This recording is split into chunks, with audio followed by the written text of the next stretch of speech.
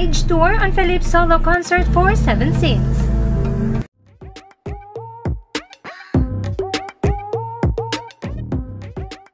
Just wow! Yan talaga ang unang papasok sa iyong isipan seeing the concert stage of Philip for his 7 Sins the Album concert. Ang unique, ang angas, masasabi mo talagang this is all Philip. Ika nga niya, dadalhin ka niya sa ibang dimension and you can see and feel that in his concert venue. Alam niyo naman, I express myself through songs and music. This is also where the stage was built in this way para makapag-express din ako ng sarili ko sa stage mamaya through my performances. I hope that after this concert, you'll gain more appreciation for the album and this piece of art that we created together. Thank you sa inyong lahat at sana ma-enjoy yung show mamaya.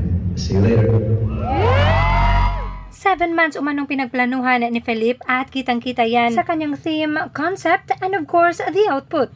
Mind you, concert stage pa lamang ito, paano na lang kaya kung andyan na si Philip magpe-perform?